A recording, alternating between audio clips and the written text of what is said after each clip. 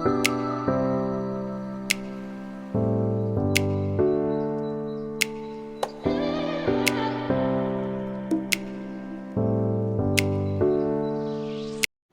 सांग मैंने चलतु जीवा आज सुजी रे बरा प्रस्तुत करवा से भी बहुत कम समय मध्य हो जाऊँगी।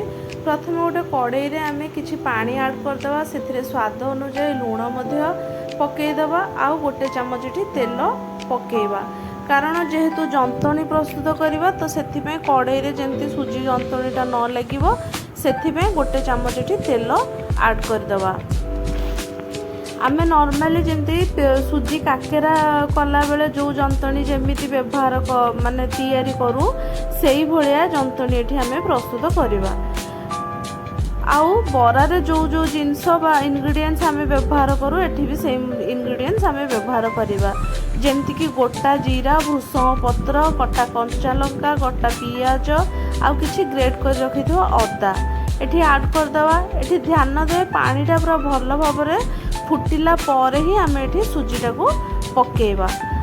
देखो गोटे हाथ में सुजी पकेबे गोटे हाथ में आम एमती डंकी साहाय्य बा पिठा कड़िका साहाय्य आम ताको सुजीटा को चलेबा जहाँफल सुजी रे एठी बिंडा रहिबो नाही। तो यहीपरि भाव भल भाव ताको गोलेबा सुजीटा को भल भाव गोटे जंतणी प्रस्तुत करवा। सुजीटा ये मध्य पूरा भल भाव सिझी मध्य जीव तो ताकू बेसी एठी पानी माने जेमती अधिक पानी न रुहे सेही टाइप रो टिके ध्यान देबे नहले बाकी गोटे डो प्रस्तुत करिवा। देखंतु एही परि भाबरे ताकू एमती गोळौथवा नहले तळ लागि जिवो तो सेथि पई आमे एमती ताकू भल भाबरे पूरा गोळो घांटुथवा।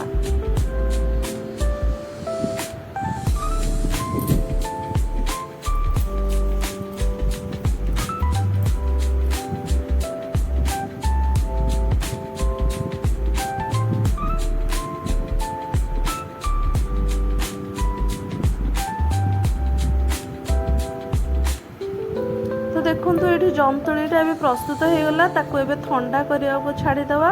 तापर कड़ई रे तेल गरम करवा तेल भल भाव गरम होला पर आम रखि जंतणी को चकटिकी बरा सेप करिकी आम एतरे छाणीबा।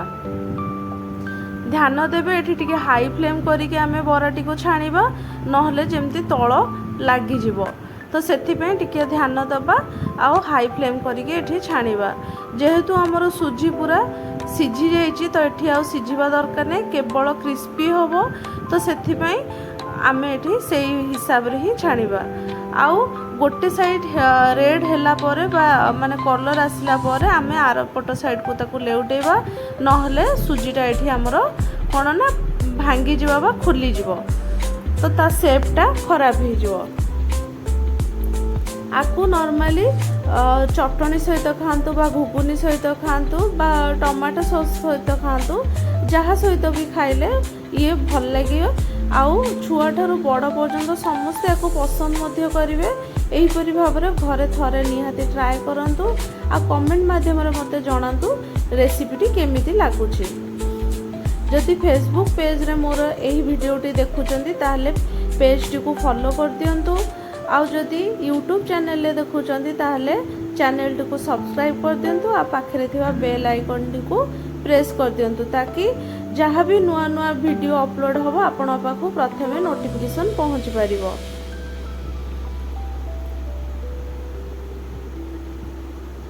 देखंतु सेम प्रोसेस रे आमे सबुतक सुजी गुडी को बरा शेप देकी आमे छाणी दबा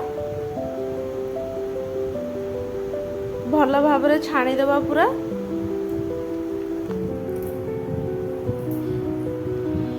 एथिरे बिरी को बतुरेबा टेंशन रहेनी कि ग्राइंडिंग करवा भी बा बाटिबा टेंशन भी रहेनी। ये जदि इच्छा हुए तो सांगे सांगे आमे ताको करिकी खाई परिबा।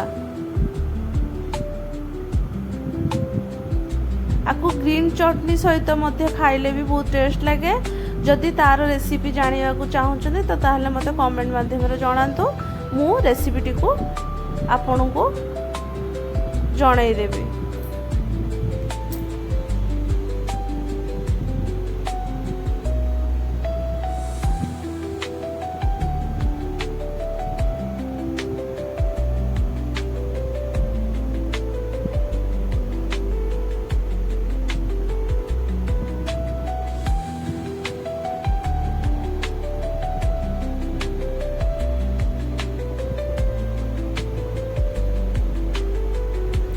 ध्यान देवे ये हाई फ्लेम करके आम छाणा जेहेतु सुजी सीझी जाइए तो आमर ये सीझा आवश्यक नहीं केवल क्रिस्पी हवा दरकार तो से पूरा टिके हाई फ्लेम देखु पूरा भीतर पूरा सॉफ्ट अच्छे और ऊपर पूरा क्रिस्पी अच्छी बहुत टेस्ट मध्य लगे आपण थरे घरे निहाती ट्राए करंतु आ कमेंट माध्यम रे मते जणातु।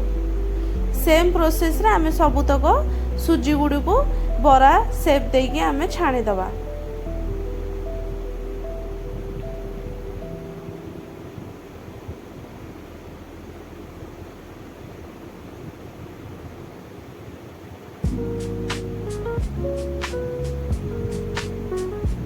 ध्यान देवे सांगे सांगे पकेला परे आमे ताको लेउटेबे नै नहले हमर सुजी गुडी को लागि जिवो तो सेथि पे गोटे साइड रेड हैला पर ही आमे ताको आर पट साइड को लेउटेबा। एई प्रोसेस टा टिके ध्यान देवे।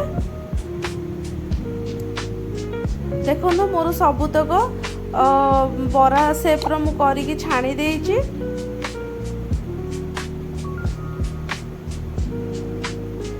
आपको छुआ ठारू बड़ पर्यंत समस्ते खाइबा को पसंद करेंगे। ग्रीन चटनी हो बा बादाम चटनी हो बा घुगुनी हो जहाँ सहित भी खाइबे ये पूरा सफा हो जिवो। आ बहुत कम समय मध्य हो जाए। बिरी बरा करने साधारणतः गोटे दिन आगु बिरी बतुरेवा को पड़ता है किंतु ये इंस्टेंट बा सांगे सांगे हो जाए। यहीपरि भाव में घरे थरे ट्राए करंतु मते कमेंट माध्यम निहाती जणातु। यहीपरि नुआ नुआ रेसिपी जानाया पे मो चैनल को सब्सक्राइब कर दियंतु। रहिली धन्यवाद।